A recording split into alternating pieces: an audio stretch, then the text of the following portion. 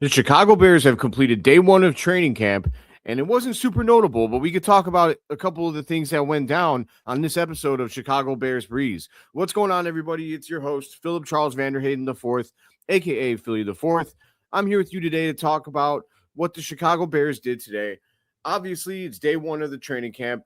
Football is back, my friends. That's right. Moving forward, we can talk about stuff that happened on the field. We don't have to speculate.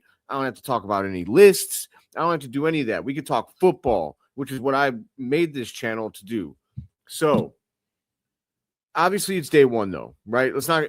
We obviously are excited because it's day one, but there wasn't a whole lot that went on, right? These guys are out there practicing in shorts, right? They're not actually padded up. So, there's not a ton that you could take from it, but there are some things. So, one thing that I think the most notable thing is that the offense looked much more crisp. The people that were there last year and compared it to this year, they said it was night and day.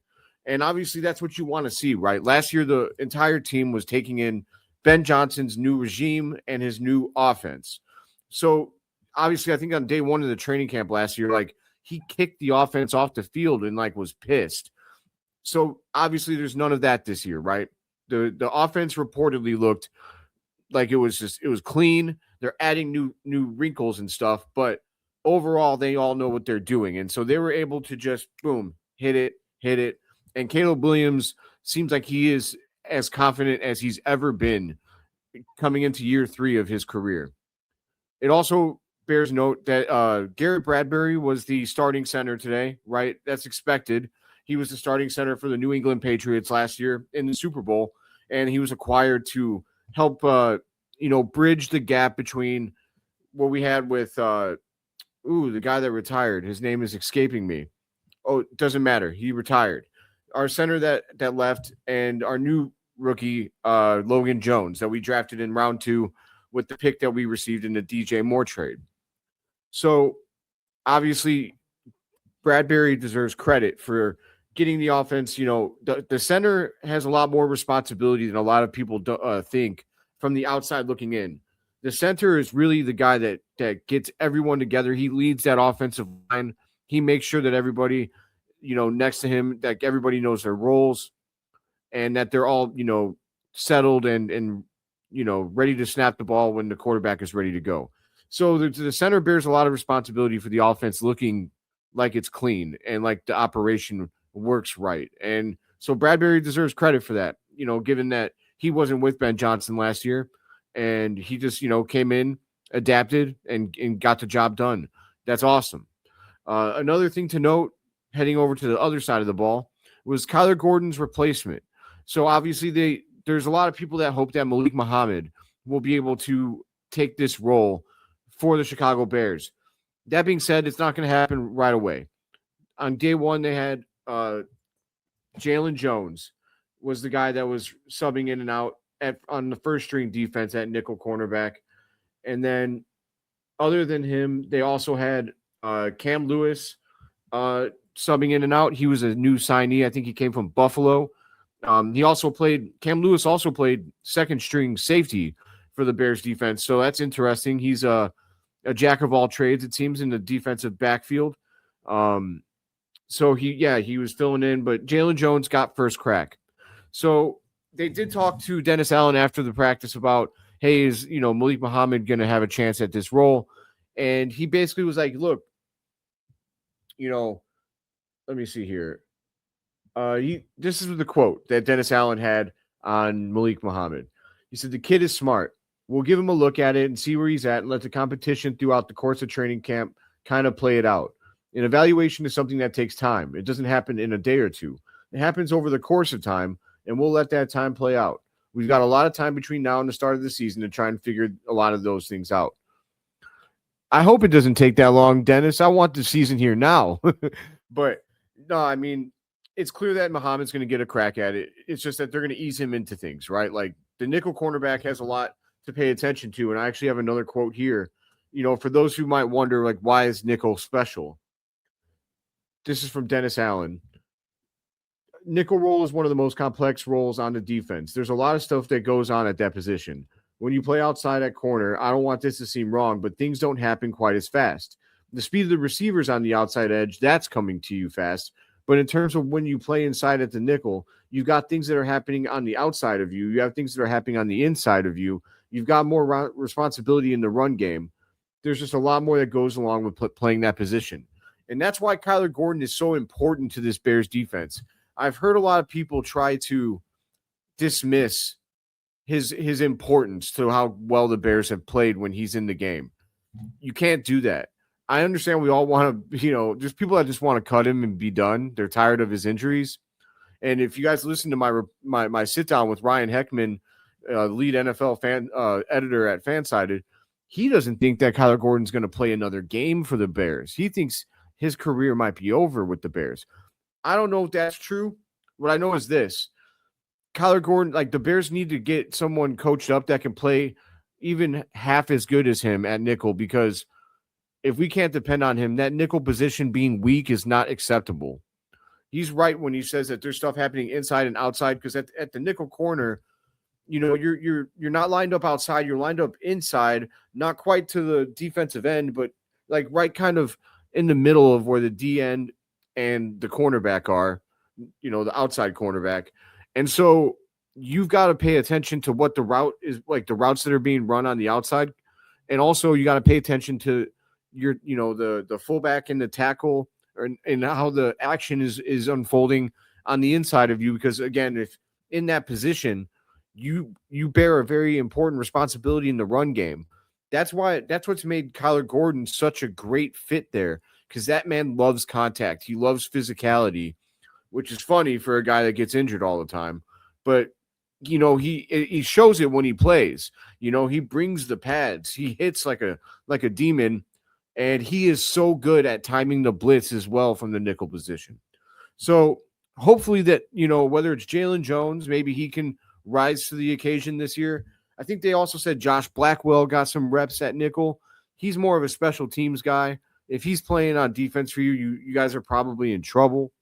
So also bearing note is that at linebacker, because we've got some guys that are out. And you know what, before I go further, let me tell you about who was not on the field today. 8 players were not in uniform for practice, but the group was the expected list after team placed him on the PUP, non-football injury and non-football illness lists. Kyler Gordon with his calf, safety Elijah Hicks with his shin, linebacker TJ Edward with his calf, Keyshawn Elliott with his back, and Noah Sewell with his Achilles tendon still from last year. And defensive end Montez Sweat illness, and offensive tackle Ozzie Trapilo knee will need to be moved to the active 90-man roster to participate. The Bears later Wednesday activated Sweat from the non-football illness list. So it looks like Sweat will be ready to go. Sounds like he had the flu or something. So he'll be back out there. But you've seen that there's 3 linebackers out, right? Keyshawn Elliott, Noah Sewell, and TJ Edwards. Well, that means today the Devin Bush started in the middle, and on the outsides, they had DeMarco Jackson and Jack Sanborn. I'll say this. Outside of TJ Edwards, who's obviously going to be, I think he'll probably take Jack Sanborn's position if I had to guess. I think that's pretty close to the starting lineup, though. I think that, Noah Sewell might very well battle with DeMarco Jackson once he gets healthy, but DeMarco Jackson played really well last year, like shockingly well.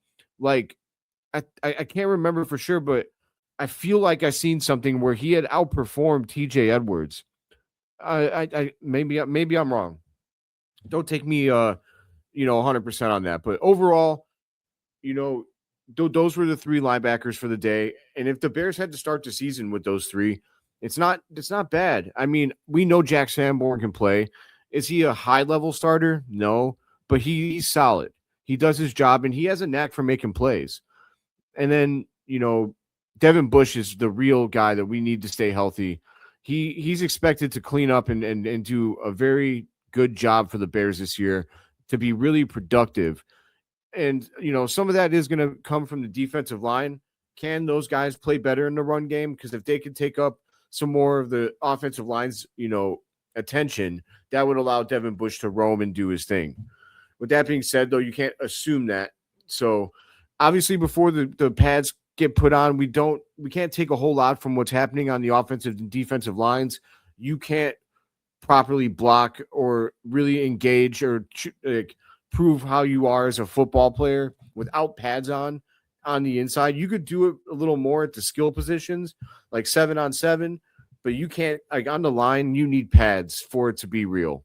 So to draw any real conclusions. So that about wraps it up for the first training camp day. I mean, last but not least, Luther Burden made a lot of plays. They said that he was catching the ball all over the field. Roma Dunte had a quiet day, but it said that Luther Burden was all over the field. And not only that, he was practicing returning punts, and he started doing it with a ball in his hand already. So he was trying to catch the punt, one-handed basically. I mean, the guy is a dog. He's absolute. And then, Ryan Poles has raved about him in the last week or two. And so is, I think Ben Johnson raved about him. And then you got Caleb Williams, who raved about Colson Loveland. He said that Colson Loveland can become the best tight end in the league. He thinks that he already is, but stats and us going out there and improving it is what it's going to take. And to be able to do that, we got to put in the work. We've got to build a connection, hang out inside and outside the building, have tough conversations and have open communication throughout the year in training camp. It's going to be exciting. It's going to be fun. He's a target to throw to, and I've got a bunch of those guys that are equipped and ready to go. So high praise for Loveland. It sounds like there's big-time vibes going for Loveland and Burden. It'll be really exciting to see what this offense can do this year. And Caleb Williams even showed up to training camp 10 to 15 pounds lighter, apparently credited eating habits and his sleep schedule for why he was able to lose that weight. So, the vibes are high in Bears Nation, my friends, and I can't wait to see how training camp unfolds. Obviously, as we move forward, there'll be the pads come on next Monday. So for now, we talk how we're going to talk. Tomorrow and Friday, I'll be here after every training camp, but it'll be Monday when we could start really getting some takeaways that have some meat on them, and we could talk a little more further in depth about what they mean. That'll do it for this episode of Chicago Bears Breeze. My name is Philip Charles VanDerHeyden IV, a.k.a. Philly the Fourth. As always, long live the Chicago Bears, but most importantly, long live you, Breeze Nation. Football is back, baby. Let's go. Bear down, Chicago.